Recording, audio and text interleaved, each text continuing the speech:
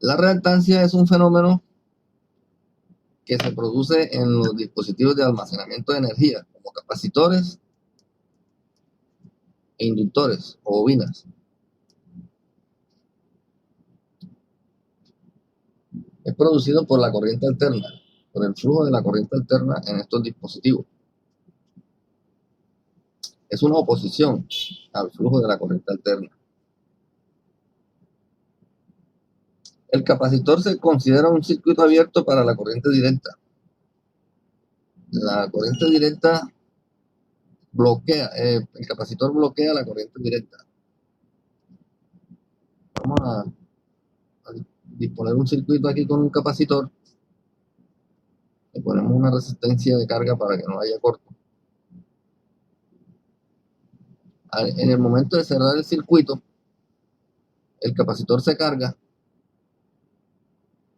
y la corriente se convierte en cero, o sea, ya no hay corriente. Por lo tanto, el capacitor se comporta como un circuito abierto para la corriente directa. Vamos a hablar entonces primero de la reactancia capacitiva, se llama XC, es el símbolo. Conforme cambia la polaridad del voltaje aplicado al capacitor, presentará sucesivas cargas y descargas, lo que causará una corriente alterna circulando a través del capacitor. A medida que la frecuencia aumenta, la corriente será mayor y por lo tanto la oposición XC será menor.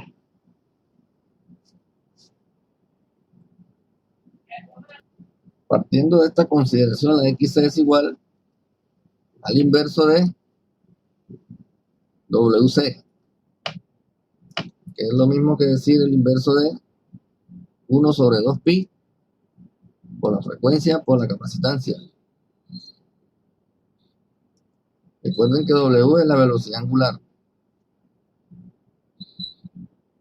Consideremos entonces un circuito con dos capacitores en serie.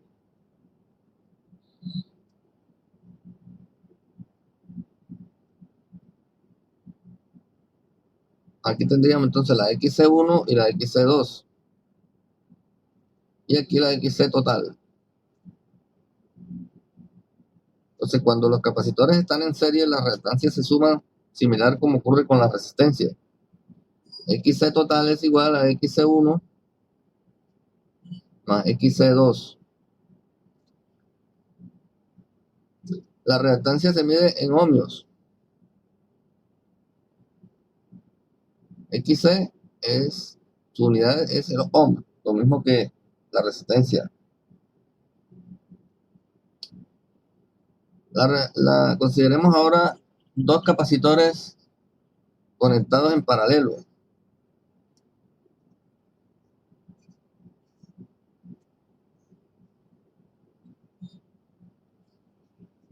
Tenemos aquí la XC1 y la XC2.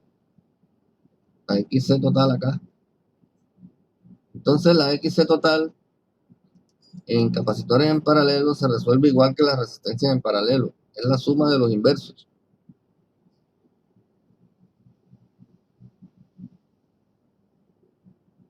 Todo esto también es en ohmios. Ohm. Bien, pero ¿cómo calculamos la reactancia de un capacitor? La reactancia del capacitor no se puede medir con un ohmímetro. Hay que calcularla.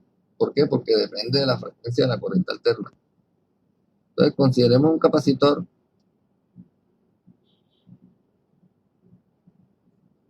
conectado a una fuente de voltaje, capacitor de corriente alterna, conectado a una fuente de voltaje de corriente alterna, lógicamente.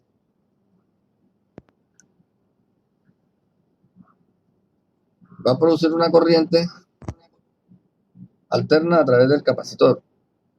Supongamos que este capacitor es de 10 microfaradios, 50 volts. Y la frecuencia de la fuente es igual a 170 seno de 377 por T. Esta es la forma de expresar las fuentes de corriente alterna. Aquí tenemos voltaje máximo, el seno, y este es W por tiempo. Ahí está la fuente. Voltaje máximo por el seno de WT. Y al multiplicar 170 por el seno de WT, nos va a expresar el voltaje en ese instante preciso de tiempo, porque lo estamos multiplicando por el tiempo. Este término de velocidad angular, 2pi por frecuencia, nos permite saber en un tiempo dado cuántas vueltas ha dado el generador y cuál es el voltaje en ese tiempo. Exactamente. Entonces la reactancia capacitiva aquí será igual a 1 sobre 2pi por la frecuencia. Necesitamos saber entonces cuál es la frecuencia de esta fuente. Entonces la frecuencia de esta fuente la vamos a averiguar de la identificación de la fuente. Tenemos 377T, que es igual a 2pi por frecuencia por tiempo. De manera que la frecuencia, siendo que W es igual a 2pi por frecuencia y W es 377, entonces la frecuencia es igual a 377 dividido 2pi.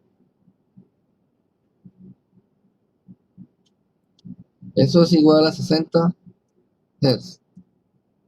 Esta es la frecuencia de esta fuente. Ya podemos colocarla aquí, 60 multiplicado por la capacitancia. La capacitancia está en microfaradios, por lo tanto debemos convertirla a faradios. Estos son faradios. Aquí sería igual a 10 microfaradios. ¿Cuánto nos da eso?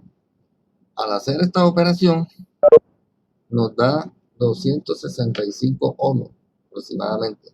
265,258.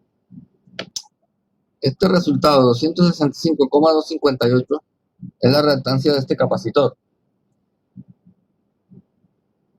Como la reactancia inductiva es un número, capacitiva es un número complejo, se representa con J menos J. J es el operador complejo. Acá en electricidad, en electrónica, no se usa la I porque se confunde con la corriente. Entonces se utiliza la J. Entonces sería menos J 265,258 ohmios. De la reactancia también se escribe en ohmios. Tengan en cuenta que la reactancia capacitiva es un número complejo. Para hacer un repaso de lo que es el número complejo de la reactancia, vamos a considerar la resistencia en el eje de los números reales. R.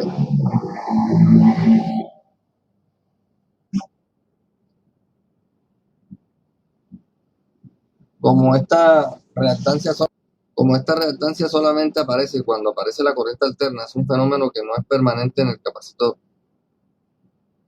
Entonces es un número imaginario. Lo tenemos hacia abajo, menos J.